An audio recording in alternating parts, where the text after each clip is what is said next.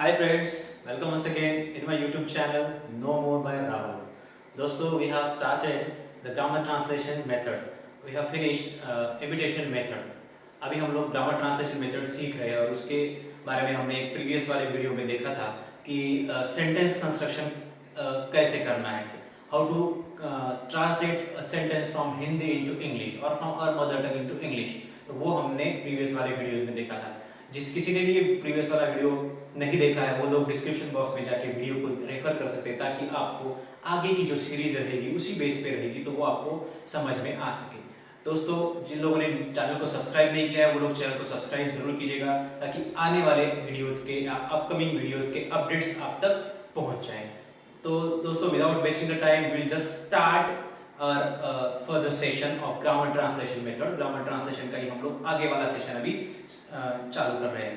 ठीक है दोस्तों, तो बिफोर मूविंग फॉरवर्ड हम लोग को प्रीवियस पार्ट थोड़ा सा रिवाइज करना पड़ेगा। जो लोग नए होंगे जिन्होंने मेरा प्रीवियस वीडियो नहीं देखा है वो बाद में देख सकते हैं, लेकिन उनको समझ में आने के लिए मैं कुछ बातें बताना चाह रहा हूँ यहाँ पे। जैसे कि हमने सेंटेंस कंस्ट्रक्शन में देखा था कि क्या होता है, सीक्वेंस कैसे होता है उसका, और उसके सेंटेंस के फैक्टर्स क्या होते हैं, जैसे कि subject, verb and object, major factor of the sentence, और मेजर एलिमेंट हम बोल सकते हैं कि जो भी पार्ट्स होते हैं, जो वर्ड्स होते हैं, उसका अलग अलग फंक्शन होता है सेंटेंस में। तो क्या होता है कि हमारा सेंटेंस स्टार्ट होता है सब्जेक्ट से, उसके बाद में हम यूज करते हैं वर्ब एंड उसके बाद में हम यूज करते हैं ऑब्जेक्ट। ये है इंग्लिश का सेंटेंस स्ट्रक्चर। ठीक है, हम हिंदी से इस फॉर्म में सेंटेंस को बनाते हैं, इंग्लिश में बनाते समय। दोस्तों, ये हो गया स्ट्रक्चर जो हमने प्रीवियस वाले वीडियो में डिटेल में देखा था कि how to construct a sentence into English. Okay, तो आज हम लोग देखने वाले, जैसे कि मैंने already as I told you in the previous video that I will come up with the pronouns. Pronouns के साथ में आने वाला हूं और मैं उसी के बारे में आज आपके साथ में डिस्कस करने वाला हूं कि ये प्रोनाउंस क्या होते हैं और ये इसका सेंटेंस फंक्शन क्या होता है। तो प्रोनाउंस के फंक्शंस हम लोग जानने वाले हैं, उसी के साथ में हम प्रोनाउंस के मीनिंग भी जानने वाले हैं ताकि आपको मीनिंग के साथ में कोई भी सेंटेंस अगर बनाना हो तो आप इजीली बना सकते हो। तो we are going to know the meaning of the pronounce.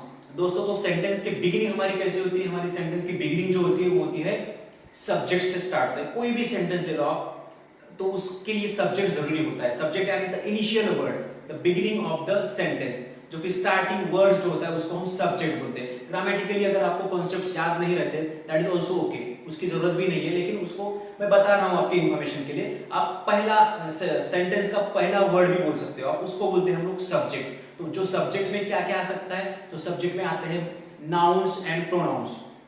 तो नाउन की तो मीनिंग बताने की जरूरत नहीं है, लेकिन प्रोनाउन की मीनिंग आपको पता होना जरूरी है, क्योंकि नाउन के मीनिंग तो आपको कहीं पे भी मिल जाएंगे या फिर आपको पता भी रहेंगे, लेकिन प्रोनाउंस की मीनिंग बहुत ज्यादा कंफ्यूज करने वाले होते हैं और उसका यूज कैसे करना है सेंटेंस में ये भी हम लोग देखने वाले। प्रोनाउंस होते हैं इंग्लिश में 7 pronouns are there in English and also we use two demonstratives as subject. Subject के तौर पे हम लोग प्रोनाउंस यूज करते हैं, एक तो 7 प्रोनाउंस होते हैं, या उसके अलावा हम लोग टू डेमोंस्ट्रेटिव्स यूज करते हैं। वो भी मैं आपको बताने वाला हूं कि वो डेमोंस्ट्रेटिव्स क्या होते हैं। ठीक है, तो इन सब ये 7 और वो 2 मिला के हम लोग ऐसे 9 जो वर्ड्स है तो बिगिनिंग में जिसको सब्जेक्ट के तौर पे ले सकते हैं और हमारा सेंटेंस हम फॉर्म कर सकते हैं, जिनको हमको स्टार्टिंग में रखना होता है। तो देखते हैं कि first word that is I. First pronoun क्या है, इसको आप प्रोनाउन याद रखो या फर्स्ट वर्ड सेंटेंस का याद रखो। मैक्सिमम प्रोनाउन अगर आपको याद रहे that is well and good, तो आप लोग उसको समझो कि फर्स्ट वर्ड जो होता है उसको सब्जेक्ट बोलते हैं और वो प्रोनाउंस होते हैं, नाउन या प्रोनाउंस होते हैं। तो हम लोग आज प्रोनाउन के बारे में देखने वाले हैं। तो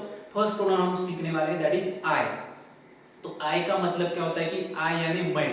ठीक है, एक तो आई का मीनिंग होता है मैं या मुझे भी होता है। तो मैं दोनों टाइप्स के सेंटेंसेस आपको बताने वाला हूं कि आई का यूज मैं या मुझे में कैसा होता है। दोस्तों, आपको उसके आगे का पार्ट को अभी बहुत ज्यादा सीरियसली लेना नहीं है, आप सिर्फ एग्जांपल के तौर पे उसको देखिएगा, क्योंकि अगर मैं पूरा का पूरा आगे का पार्ट भी एक्सप्लेन कर लूंगा तो ये आपको थोड़ा सा हेवी हो जाएगा, तो समझने में थोड़ा सा दिक्कत जाएगी। तो मैं सिर्फ आपको आज प्रोनाउंस के बारे में ही बताऊंगा और आगे वाला सेंटेंस भी बताऊंगा ताकि आपको सेंटेंस में उसको कैसे आप यूज कर सकते हो ये भी समझ में आए। लेकिन आप आगे के पार्ट में बहुत ज्यादा अपना दिमाग मत लगाइएगा, ताकि आपको क्या होगा कि वो समझने में मुश्किल जाएगी। नेक्स्ट वाला पार्ट भी हम नेक्स्ट वीडियोस में कवर करने वाले, don't worry about that part also, but आज आपको सिर्फ फोकस करना है only and only on the pronouns. Okay, so the first pronoun क्या है कि मैंने बताया जैसे कि आपको आई। आई का मीनिंग क्या होता है? आई यानी मैं या मुझे भी होता है। तो आई का मीनिंग मैं कब होता है और मुझे किस सेंटेंस में होता है, ये दोनों मैं एग्जांपल आपको देने वाला हूं। जैसे कि मैं बोलूंगा कि आई एम अ टीचर, तो यहाँ पे क्या हो गया है कि मैं एक शिक्षक हूँ, तो मुझे क्या बोलना पड़ेगा, आई एम अ टीचर। तो आई का मीनिंग यहाँ पे क्या हो गया, मैं।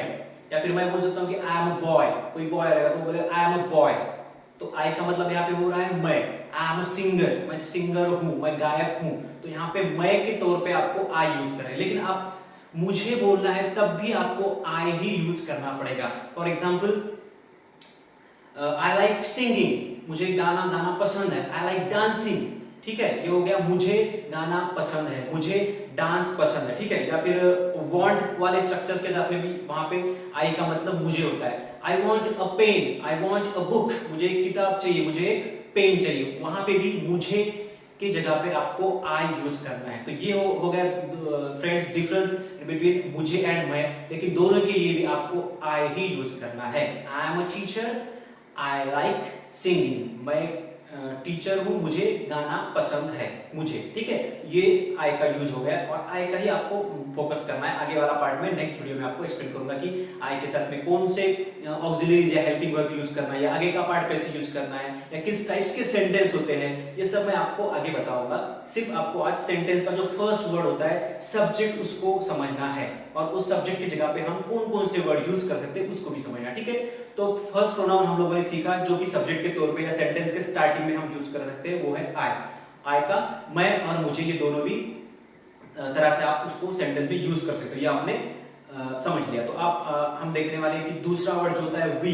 वी क्या होता है कि आई, जैसे अकेले के लिए मैं बोलूंगा I, first person, second person, third person, ये भी मैं आपको आज नहीं बताऊंगा क्योंकि वो बहुत ज्यादा हो जाएगा। तो आपको सिर्फ समझना है कि अकेला हो, फर्स्ट पर्सन है तो उसके लिए आई यूज करना है। अगर बहुत सारे हैं तो हम उसको बोलते हैं वी इंग्लिश में, और उसका मतलब होता है हिंदी में वी का मतलब होता है हम, या उसका ही मतलब जैसे आई का मैं या मुझे हुआ था, वैसे ही वी का क्या होता है हम या हमें। जैसे कि मैं दोनों के एग्जांपल आपको देता हूं। वी आर द स्टूडेंट्स, हम विद्यार्थी है, हम विद्यार्थी है। इसको कैसे ट्रांसलेट करना है आपको, वी आर द स्टूडेंट, हम विद्यार्थी है। और वो हमें क्या कैसे हो सकता है कि हमें बुक्स चाहिए, हमें किताबें चाहिए, तो आप क्या बोल सकते हो कि we wants books, we want books, okay. तो वी वांट बुक्स, यहाँ पे क्या हो रहा है, उसका मतलब हमें किताबें चाहिए। We want pen, we want pens, we want tables, we want chair, जो भी है, तो वहां पे क्या हो रहा है कि हमें, यानी कि वी का ही मतलब हम के तौर पे भी आपको वी ही यूज करना है, और हमें बोलना है तो भी आपको वी ही यूज करना है। तो ये हो गए वी के दोनों मीनिंग उसके सेंटेंस के साथ में। तो नेक्स्ट वर्ड जो है हमारा जो होता है कि यू होता है, यू। यू इंग्लिश में प्लूरल और सिंगुलर दोनों में भी यू ही यूज करते हैं, यानी कि बहुत ज्यादा लोग हैं तब भी आपको यू यूज करना है, अकेला पर्सन है तब भी आपको यू ही यूज करना है। अगर आपको बोलना है तू, तुम या आप, जो भी है, तो उसके लिए आपको यू यूज करना है। तुम, तू या आप, यानी कि सिंगुलर है प्लूरल, एक रहेंगे दो पर्सन तो भी आपको यू यूज करना है, बहुत ज्यादा रहेंगे लोग तो भी आपको यू ही यूज करना है। उसका एग्जांपल देता हूं मैं। यू आर अ स्टूडेंट, तुम एक विद्यार्थी हो, ये मैंने यू आर अ स्टूडेंट यानी कि एक सिंगल स्टूडेंट के लिए यूज किया है यू। लेकिन अगर वहां पे बहुत ज्यादा स्टूडेंट्स रहेंगे तो मैं क्या बोलूंगा, you are students, not just consider the difference. You are students, बहुत सारे विद्यार्थी है, तब भी मैंने यू का ही यूज किया है, यानी कि तुम लोग स्टूडेंट्स हो या तुम विद्यार्थी हो, ठीक है। सिंगुलर और प्लूरल यानी कि एक और एक से ज्यादा रहेंगे तब भी आपको यू ही यूज करना है। इसका मतलब होता है तू, तुम या आप जैसे, ठीक है। तो ये हो गया यू का मीनिंग इन इंग्लिश, और उसको हम किस प्रकार से सेंटेंस में यूज करते हैं ये भी हमने देखा। उसके बाद में आता है आई हो गया, वी हो गया, यू हो गया। अभी हम देखते हैं ही का यूज कैसे करते हैं। जैसे कि मुझे बोलना है कि वह मेरा भाई है, ठीक है। तो अगर लड़का रहेगा, मेल रहेगा, तो आपको यूज करना है ही इज माय ब्रदर। ही का मतलब क्या होता है वह, ही यानी वह मेरा भाई है, ये आपको बोलना है। तो आपको बोलना पड़ेगा ही इज माय ब्रदर। तो यहाँ पे ही आपने यूज किया है वह के लिए, यानी कि वो मेल है इसलिए आपने ही यूज किया, ठीक है। तो ही का इतना ही होता है, वह इतना ही मीनिंग होता है, एक ही मीनिंग होता है। तो वह मेरा भाई है, ही इज माय ब्रदर, या वह मेरे फादर है, पिताजी है, तो आपको बोलना है कि he is my father, okay. तो जो भी मेल्स रहेंगे उसके साथ में आपको सिंगल पर्सन के साथ में ही यूज करना है, ठीक है। तो ये हो गया ही का वह। नेक्स्ट आता है शी। अगर फीमेल है या लड़की है या गर्ल वुमन जो भी है, उसके लिए फीमेल के लिए हमको यूज करना है शी। सिंगुलर पर्सन, अकेली लड़की के लिए, अकेली वुमन के लिए, अकेली जो भी फीमेल होती है उसके लिए हमको शी यूज करना है। जैसे कि मैंने ही इज माय ब्रदर बोला था, तो आपको सिस्टर के लिए क्या बोलना पड़ेगा, शी इज माय सिस्टर, वह मेरी बहन है, ठीक है। वह के लिए, लड़की के लिए आपको यूज करना है शी वह लड़की, इतना याद रखना है आपको, या female, she is my sister, ठीक है। तो ये हो गया शी का यूज। उसके बाद में एक आता है इट।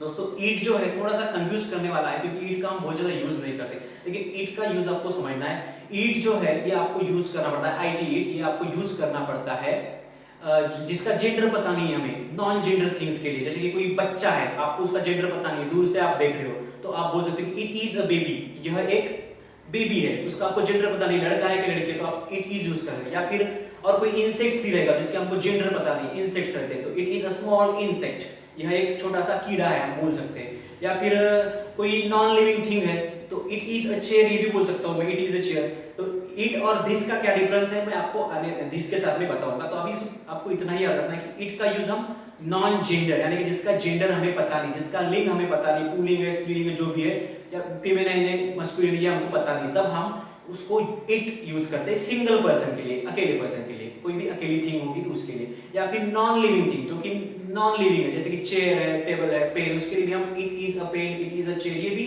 यूज कर सकते हैं हम non living and non gender के लिए। लेकिन उसका मीनिंग क्या होता है हिंदी में, यह, ठीक है। तो दोस्तों इट का यूज आप ऐसे करते हैं, इट इज अ बेबी, एक बच्चा है जिसका हमें जेंडर पता नहीं, या फिर it is a chair, it is a small insect, यह एक छोटा सा कीड़ा है, इस तौर पे हम इट का यूज कर सकते हैं। तो नेक्स्ट जो आता है दे। आज का जो 7th प्रोनाउन है हमारा, जो कि 7 प्रोनाउन रहते हैं उसमें से हम देखने वाले कि दे। दे का क्या होता है कि दे जैसे कि बहुत सारे लोग हैं, तो हमको वो जब बोलते हैं हिंदी में, वो लोग, वो जो भी है, बहुत सारे लोगों के लिए हमको दे यूज करना पड़ता है। For example they are my friends, वो सब मेरे दोस्त है, ठीक है, दे आर माई फ्रेंड्स। या फिर और कुछ ग्रुप रहेगा, दे आर सोल्जर्स, हम बोल सकते दे आर सोल्जर्स, बहुत ज्यादा सैनिक अगर खड़े हैं तो वहां पे हम उनके लिए दे यूज करना पड़ेगा, वहां पे दे आर सोल्जर्स, ओके। तो ये हमको दे का यूज करना है कि वो अगर बोलना है, बहुत ज्यादा क्वांटिटी में रहेंगे लोग, तो उसके लिए हम दे यूज कर सकते हैं दोस्तों। तो दे के भी एग्जांपल आपने देखे कि they are my friends, they are soldiers, they are terrorist, they are policeman etcetera, okay. तो ये हो गए दे के साथ में सेंटेंसेस।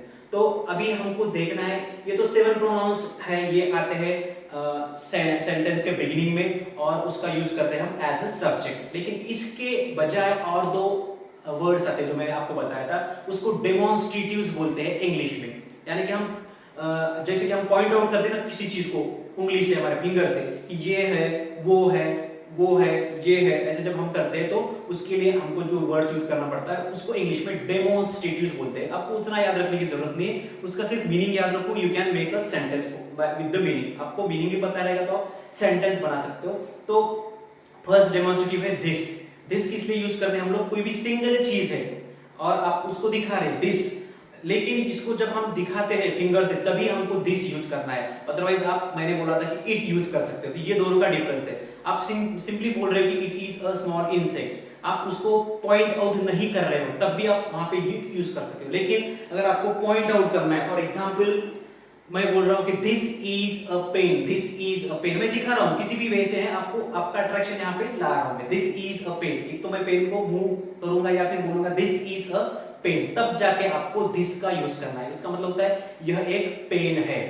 आपके पास कोई चेयर है तो आप दिखा के बोल सकते हैं दिस इज अ चेयर, यह एक कुर्सी है, this is a table, this is a book. जब भी आपको पॉइंट आउट करना है दोस्तों, याद रखना है, भूलना नहीं है, पॉइंट आउट करते समय आपको दिस का यूज करना है। और आप जब पॉइंट आउट नहीं कर रहे हो कोई सिंगल थिंग को, सिंगल ऑब्जेक्ट को, तो आपको इट भी यूज आप कर सकते हो, ठीक है। तो ये है दिस और इट का डिफरेंस, ओके। तो दोस्तों आपने दिस का तो समझ लिया, अभी दैट क्या होता है। दैट भी सिंगुलर ही, एक ही ऑब्जेक्ट के लिए हम यूज कर सकते करते हैं, जैसे कि, लेकिन उसका डिफरेंस क्या है कि दिस जो है पास वाले, जो कि हमारे करीब में होती है, नजदीक होती है, उस चीज के लिए हम दिस यूज करते हैं। यह और वह या वो, तो हम क्या करते हैं कि सिंगुलर थिंग के लिए दैट इज अ चेयर, अगर मुझसे दूर है तो मैं बोलूंगा वह एक चेयर है, ठीक है। दैट इज अ टेबल, वह एक टेबल है, ठीक है, वहां पे मैं दिखाऊंगा। तो पॉइंट आउट करूंगा दूर की चीज के लिए तो उसमें होता है दैट, और पॉइंट आउट करूंगा पास की चीज के लिए दैट, वो होता है दिस, ठीक है दोस्तों। तो ये हो गया दैट एंड दिस। नजदीक की चीज के लिए आपको दिस यूज करना है, दूर वाली चीज के लिए आपको दैट यूज करना है, यह वह, ठीक है। तो ये हो गया दिस एंड दैट का। अब इसके प्लूरल्स भी होते हैं। तो दिस का प्लूरल क्या होता है कि बहुत सारी चीजें मेरे पास में, बहुत सारी बुक्स है मेरे पास में, मुझे आपको दिखाना है, दीज आर द बुक्स, उसका क्या मीनिंग, उसके लिए आपको क्या यूज करना है, these, PHESE, these are the books, यह सब किताबें हैं बहुत सारी, ठीक है। और वो वही किताबें अगर दूर पे रखी होगी तो मैं बोलूंगा those are the books, those are the books, यानी कि दूर है और बहुत ज्यादा क्वांटिटी में है, अब मैं पॉइंट आउट भी कर रहा हूं, तब जाके मैं बोलूंगा दोज आर द बुक्स। तो दोस्तों ये सब जो है हम सब्जेक्ट के तौर पे इसको इस्तेमाल करते हैं, ये हमारे बिगिनिंग वर्ड्स है, सब्जेक्ट के जो वर्ड्स आते हैं, सब्जेक्ट एज ए सब्जेक्ट का रोल प्ले करते हैं, वहां पे हम लोग ये सब pronouns and two demonstrate use करते हैं दोस्तों। तो आज के लिए इतना ही आपके लिए, और बाकी आपको तो मीनिंग समझ में आया, सेंटेंस में उसका यूज कैसे करना ये भी समझ में आया। तो दोस्तों कमेंट बॉक्स में मुझे जरूर बताइएगा कि आपके लिए ये सब ग्रामर ट्रांसलेशन मेथड कितना हेल्पफुल हो रहा है, और इसमें आपको अगर कोई डिफिकल्टी जा रही है तो आप मुझे कमेंट बॉक्स में बेझिझक कोई भी सवाल वहां पे कर सकते हो, या फिर आपका सजेशंस रहेगा तो वो भी आप कमेंट बॉक्स में दे सकते, लिख के दे सकते हो, मेंशन कर सकते हो। दोस्तों अगर आपको वीडियो पसंद आए तो लाइक जरूर कीजिएगा, और आपके कुछ सजेशन रहेंगे तब भी आप कमेंट बॉक्स में मुझे मेंशन कीजिएगा। तो दोस्तों आज के लिए that is enough for today, will stop here, will see you again, thank you.